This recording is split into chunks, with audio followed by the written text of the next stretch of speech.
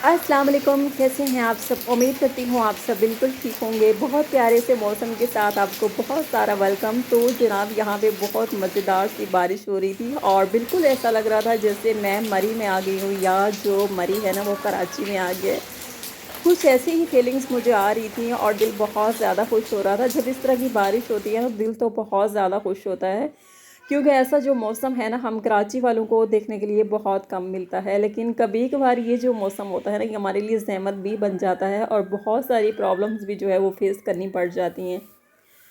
मैं भी कुछ प्रॉब्लम्स जो है इन बारिश के दिनों में फ़ेस कर रही हूँ और जो कराची में है आई थिंक सभी फेस कर रहे होंगे। सबसे बड़ी प्रॉब्लम जो है ना वो आजकल जो बच्चों का स्कूल है ना उनको स्कूल भेजना ये बहुत मुश्किल हो गया है, क्योंकि यहाँ के जो रोड्स हैं ना बहुत सी जगहों पे बहुत टूटे फूटे से रोड्स हैं। और बच्चे जब स्कूल के लिए घर से निकलते हैं या कॉलेज के लिए बच्चे निकलते हैं या ऑफिस के लिए हस्बैंड वगैरह या कोई भी जो जॉब करने वाला है घर से बाहर निकलता है ना इस तरह के मौसम में, तो घर वालों को बस एक ही फ़िक्र लग जाती है कि कहीं वो कहीं गिर ना गया हो, बाइक कहीं गिर ना गई हो या फिर इलेक्ट्रिक शॉर्ट वगैरह। क्योंकि आज से 2-3 साल पहले इसी तरह की बारिश हुई थी और कुछ हादसात हो गए तो वो टाइम याद करके ना मुझे सच में बहुत ज़्यादा डर लग जाता है। तो अभी फर्स्ट डे तो स्कूल ऑफ था, लेकिन उसके जो 2 दिन से ये बारिश हो रही है ना तो मैंने बिल्कुल भी बेटे को स्कूल नहीं भेजा, क्योंकि बच्चों पे ना मैं बिल्कुल भी रिस्क नहीं ले सकती। तो मैंने सोचा बेटा घर में ही बैठ जाओ आराम से, और इतने दिन ना 2 दिन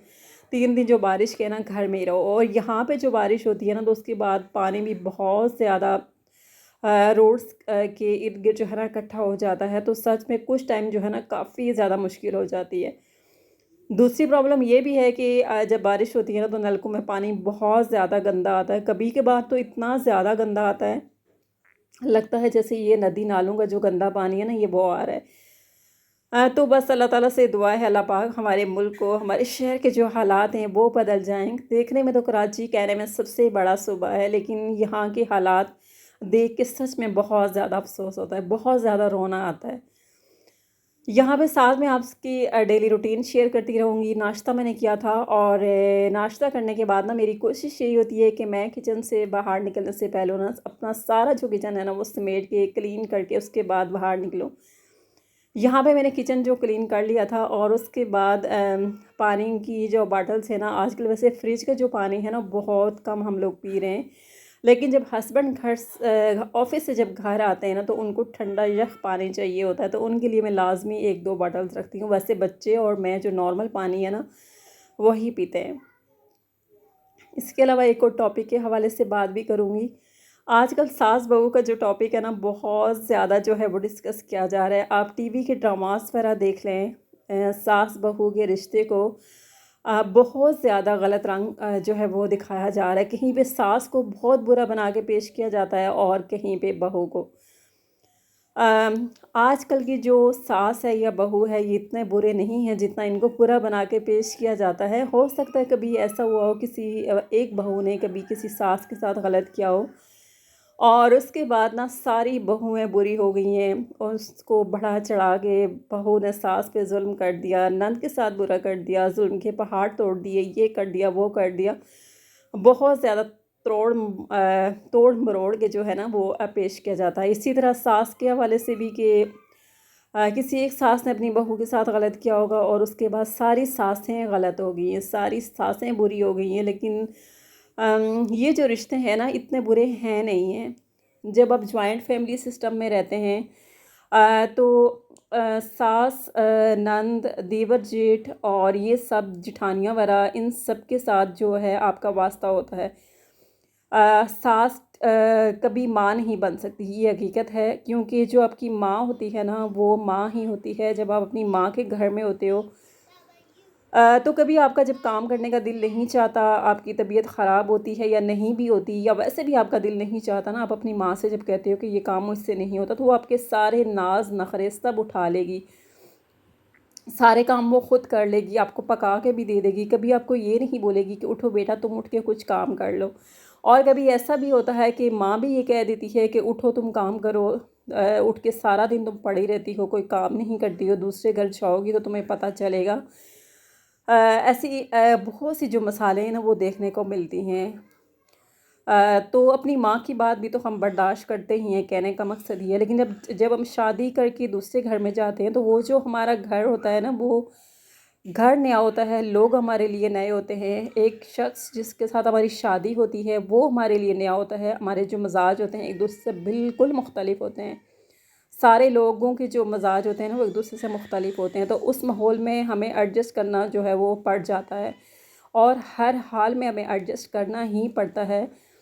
अच्छे दिन भी आते हैं, बुरे दिन भी आते हैं, लेकिन समझदार जो बेटियां होती हैं ना वो बहुत समझदारी का मुजाहरा करती हैं। वो ऐसा कुछ भी नहीं करती हैं कि जिससे उनके माँ बाप की तरबियत पर या उन पर जो है वो उंगली उठाई जाए।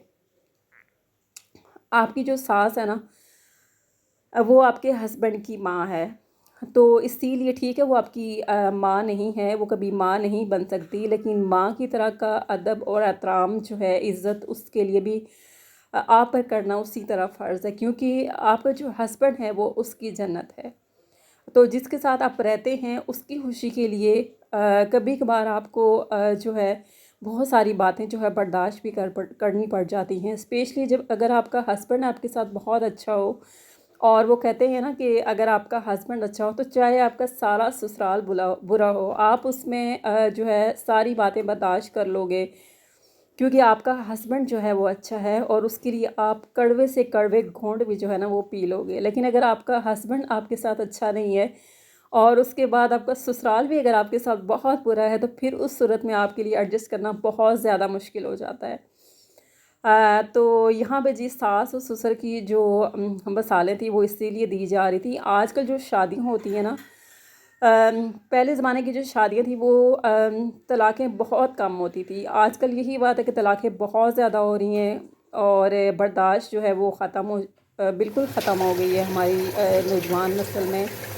मैं अपनी भी कहती हूँ, लेकिन अल्हम्दुलिल्लाह कि मैं आपको बताती हूँ कि मेरी शादी को 7 साल हो चुके हैं, और 7 साल में कभी ऐसा नहीं हुआ कि मैंने कभी यहाँ की कोई बात जाके अपने भाई को या अपने माँ बाप को कोई बात बताई हो जिससे मेरे ससुराल का जो है ना इम्प्रेशन उन पे बुरा पड़ा हो कि इसके ससुराल वाले इतने बुरे हैं। घर में छोटी मोटी बातें, कोई भी घर ऐसा नहीं है जहाँ पे ना हो जाती हैं। जब आप माँ बाप के घर में होते हैं वहाँ पे भी हो जाती हैं, आपके बहन भाइयों के साथ भी आपकी बातें हो जाती हैं। क्या हम उनको भी बुरा भला बोलते हैं? क्या उनकी भी शिकायतें करते हैं किसी बाहर की दुनिया से? तो ऐसे ही सास ससुर, जिस घर में आप रहते हैं, हस्बैंड, उनकी बातों का पर्दा रखना भी आप पर उसी तरह ज़रूरी है जिस तरह के आपकी अपनी फैमिली में अपने माँ बाप के घर जब आपका टाइम गुज़रा है, आपने उनकी कभी किसी को शिकायत नहीं लगी, उनकी बातों का बुरा नहीं मनाया, तो ऐसे ही उन ससुराल में भी जो है अब बहुत ज़्यादा बर्दाश्त का जो मुज़ाहरा है ना वो आपको करना चाहिए, और करना पड़ता है, तभी जाके घर आबाद होते हैं। हम पहले ज़माने जो तलाक़ें होती थी वो इसीलिए नहीं होती थी। जब बेटियों की शादी होती थी तो माँ बाप एक ही बात कहते थे कि बेटा बर्दाश्त करना, और वो बर्दाश्त भी करती थी। बस यहीं पे जनाब ये मेरा रात का खाना तैयार हुआ था, और कभी इस टॉपिक पे इंशाल्लाह एक अच्छी सी वीडियो बनाऊंगी। बहुत दिल चाह रहा था इस टॉपिक पे बात करने का, और यहाँ पे रात हो चुकी थी, बहुत ज़्यादा बारिश हो रही थी। मैंने सोचा मैं आपको बारिश दिखा दूँ, और यहीं पे आज की जो वीडियो है एंड भी है। मेरी वीडियो से किस कदर आप इत्तफ़ाक़ करते हैं ज़रूर बताइएगा कमेंट बॉक्स में। दुआओं में याद रखिएगा। मिलते हैं नेक्स्ट वीडियो में, तब तक के लिए अल्लाह हाफ़िज़।